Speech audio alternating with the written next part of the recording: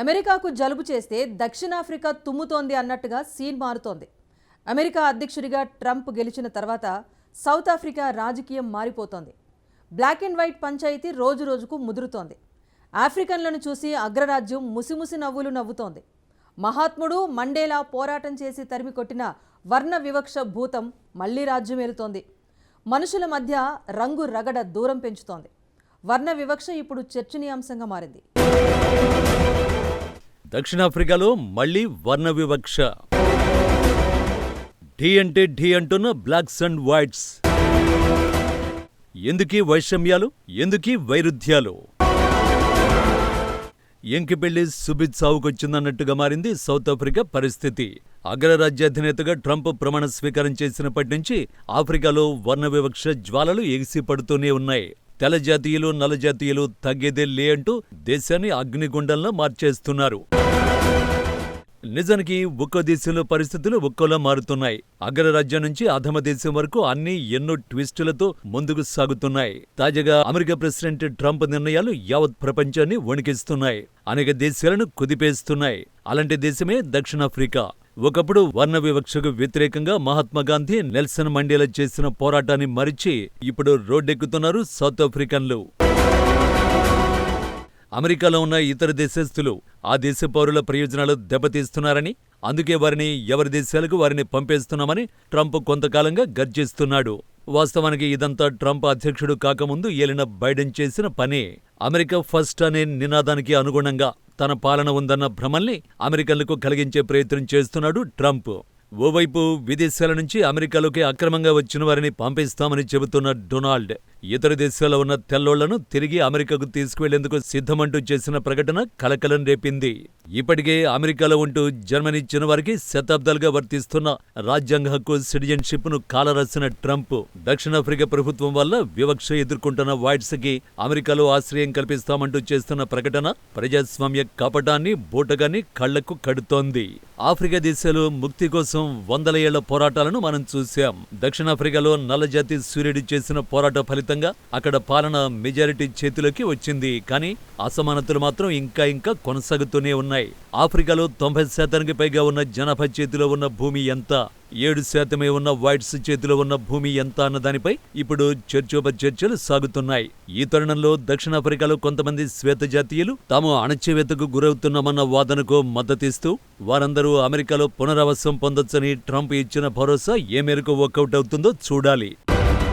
తెల్లోళ్లు, శరణార్థులకు హోదా, పునరావాసం అందించడానికి అమెరికా అధ్యక్షుడు డొనాల్డ్ ట్రంప్ ప్రణాళికపై దక్షిణాఫ్రికాలోని కొందరు వైట్స్ భిన్నంగా స్పందించారు.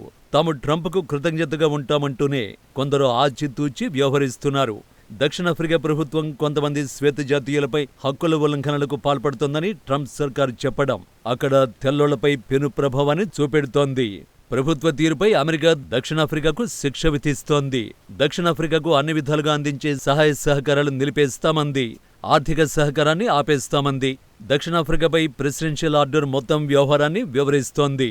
దక్షిణాఫ్రికా ప్రభుత్వం శ్వేతజాతి ఆఫ్రికన్ రైతులపై హింసాత్మక దాడుల్ని అనుమతించిందని, ఎలాంటి పరిహారం లేకుండా మైనారిటీ ఆఫ్రికన్ల వ్యవసాయ ఆస్తులను స్వాధీనం చేసుకునేందుకు వీలు కల్పించే భూదోపిడీ చట్టాన్ని ప్రవేశపెట్టిందని అమెరికా సర్కార్ ఆరోపించింది. అయితే అమెరికా చర్యల్ని దక్షిణాఫ్రికా ప్రభుత్వం కొట్టిపారేసింది.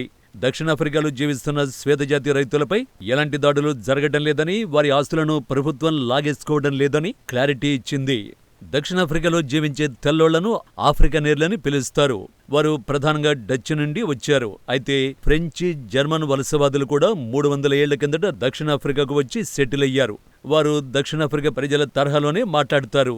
వాస్తవానికి దక్షిణాఫ్రికాలో అభివృద్ధి చెందిన డచ్ భాష నుండి వచ్చింది. అదే సమయంలో బ్రిటన్, ఇతర దేశాల నుంచి వచ్చిన ఇతర శ్వేత జాతీయులకు వారు భిన్నంగా ఉంటారు. మొత్తంగా దక్షిణాఫ్రికా జనాభా 6,20,00,000లో తెల్లోళ్లు 7% మాత్రమే. సుమారుగా 42 లక్షల మంది వరకు ఉంటారు. అంటే 50 లక్షల జనాభా కంటే తక్కువ. ట్రంప్ సర్కార్ నిర్ణయం ఆఫ్రికాలో మంటలు రేపుతోంది.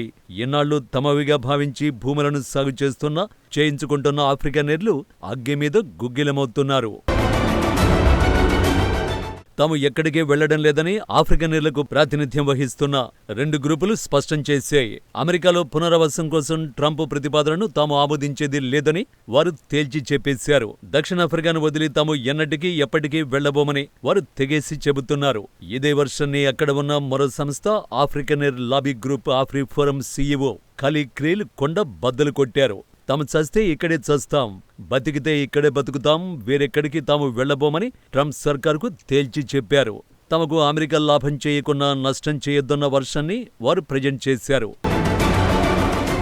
వాస్తవానికి ఆఫ్రికా ఖండంలో అమెరికాకు అత్యంత ఆమోదయోగ్యమైన బిజినెస్ పార్ట్నర్గా దక్షిణాఫ్రికా ఉంది. కానీ ట్రంప్ చర్య అక్కడ అమెరికా పట్ల నల్లజాతీయుల్లో ఆగ్రహాన్ని పెంచుతోంది. ఇన్నాళ్లు తమ ద్వారా లబ్ధి పొందిన అమెరికా ఇప్పుడు తమ దేశంలో నివసిస్తున్న పేదలు, బలహీన వర్గాలకు కాకుండా 100 ఏళ్లుగా అధిక జనాభా ఉన్న నిరుపేదలకు మేలు చేసే సంస్కరణలు, చట్టాలను తీసుకొస్తుంటే వ్యతిరేకించడాన్ని అక్కడి పాలకులు సైతం ఆక్షేపిస్తున్నారు. పెద్దన్న ముసుగులో అమెరికా మెజారిటీ ప్రజలకు కాకుండా మైనారిటీ ప్రజల హక్కుల కోసం కొట్టాడటం ఎంత మేరకు సమర్థనీయమని వారు మండిపడుతున్నారు. ఈ మొత్తం వ్యవహారానికి కారణం దక్షిణాఫ్రికాలో జన్మించిన సలహాదారు ఎలాన్ మస్క్ అన్న వర్షన్ అక్కడ ప్రచారంలో ఉంది. దక్షిణాఫ్రికాను ఏలుతున్న ప్రభుత్వం నల్లజాతి నాయకత్వంతో నిండిపోయిందని, శ్వేతజాతీయుల వ్యతిరేక వైఖరిని ప్రతిబింబిస్తోందని మస్క్ ఆరోపించిన తర్వాత ఈ వర్షన్ ప్రచారంలోకి వచ్చింది. మస్క్ వ్యాఖ్యలు ఆఫ్రికన్స్ ని రక్షించాల్సిన అణగారిన సమూహంగా మొత్తం ఎపిసోడ్ను చిత్రీకరించడం చాలా మంది దక్షిణాఫ్రికా వాసుల్ని ఆశ్చర్యపరిచింది. ఆఫ్రికన్ వాసులు ఏకపక్షంగా ఎలాంటి వివక్ష ఎదుర్కోవలసి ఉండదని స్పష్టం చేసింది దక్షిణాఫ్రికా ప్రభుత్వం. ఇక్కడ పుట్టినవారు దేశం నుండి పారిపోవలసిన అవసరం ఉండదని తేల్చి చెప్పేసింది. 1994లో వర్ణ వివక్ష వ్యవస్థ ముగిశాక 30 సంవత్సరాల తర్వాత కూడా దక్షిణాఫ్రికాలో శ్వేతజాతీయులు ఇప్పటికీ నల్లజాతీయుల కంటే మెరుగైన జీవన ప్రమాణాలను కలిగి ఉన్నారు. చిన్న మైనారిటీ అయినప్పటికీ దక్షిణాఫ్రికాలోని ప్రైవేటు వ్యవసాయ భూమిలో శ్వేతజాతీయులు దాదాపు 70% కలిగి ఉన్నారు. దక్షిణాఫ్రికా మానవ హక్కుల కమిషన్ 2021లో జరిపిన ఒక అధ్యయనం ప్రకారం 64% నల్లజాతీయులతో పోలిస్తే 1% శ్వేతజాతీయులు పేదరికంలో ఉన్నారు. అయితే అటు నల్లజాతీయులు, ఇటు తెల్లజాతీయులు స్వాతంత్ర్యం అనంతరం కలిసిమెలిసి జీవిస్తున్నారు.